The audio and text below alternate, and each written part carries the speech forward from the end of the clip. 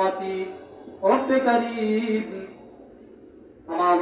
আমার উম্মতকে আপনি বাঁচান, আমার উম্মতকে বাঁচান। সেদিন প্রত্যেক নবী বলবে ইয়া নাফসি ইয়া নাফসি, কিন্তু আমার আপনার নবী সেদিন বলবে ইয়া রব্বি ইয়া উম্মতি। হে আমার রব, আপনি আমার উম্মতকে বাঁচান। তাহলে সেই কিয়ামতের কঠিন ময়দানে, যার মাধ্যমে আপনার আমার জান্নাত জাহান্নাম নির্ভর করে, তাকে ভালোবাসবো না কাকে ভালোবাসবো? মুসলমান ভাইরা আমার, নবীজির একজন জলিলুল কদরের সাহাবী হযরত ওমর ফারুক রাদিয়াল্লাহু তাআলা নবীজিকে কি পরিমাণ ভালোবাসেন। এক পর্যায়ে একদিন তিনি নবীর হাত ধরে ধরে এক রাস্তা দিয়ে যাচ্ছিলেন। কিতাবের ভিতরে লেখেন, যাওয়ার সময় বিভিন্ন কথাবার্তা নবীজির সাথে তখন চলছিল। এক পর্যায়ে নবীজিকে বললেন, ইয়া রাসূলুল্লাহ, আপনাকে আমি পৃথিবীর সবচাইতে ভালোবাসি, পৃথিবীর সব কিছু থেকে আপনাকে ভালোবাসি, কিন্তু নবীজি আমার একটা জিনিসের চাইতেও আপনাকে বেশি ভালোবাসি না।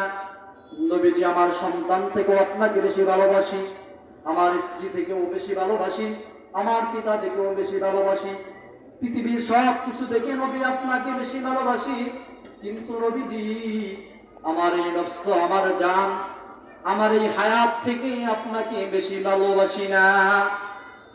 নবীজি তখন উত্তর করলেন, ও উমর, শুনে রাখো, যদি তুমি আমার মহাব্বত তোমার অন্তরের ভিতরে, আমার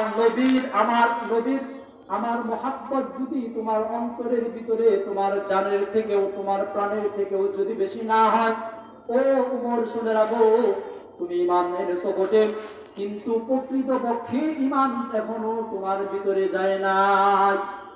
পাক্কা সচ্চা ঈমানদার হতে পারো নাই হে উমর। মুসলমান ভাইরা আমার, এরপরে ওমর রাদিয়াল্লাহু তাআলা আনহু চিন্তায় পড়ে গেলেন। কিছুক্ষণ পর আল্লাহর পক্ষ থেকে হিদায়াত হয়ে গেল। হযরতের ওমরের রাদিয়াল্লাহু তাআলা আনহুর ভিতরে আল্লাহর পক্ষ থেকে এই মুহূর্তে নিজের জানের চাইতেও নবীজির প্রতি ভালোবাসা বেশি হয়ে গেল। সুবহানাল্লাহ। এখন নবীজিকে লক্ষ্য করে বলতেছে, ও নবীজি, এই মুহূর্তে আল্লাহর তৌফিকে আপনার প্রতি আমার ভালোবাসা আমার প্রাণের চাইতেও বেশি হয়ে গিয়েছে। সুবহানাল্লাহ। এই হুজুরের ছবি তুলতেছি, আমার বিষয়টা আপনার প্রতি বেশি ভালোবাসা হয়ে গিয়েছে।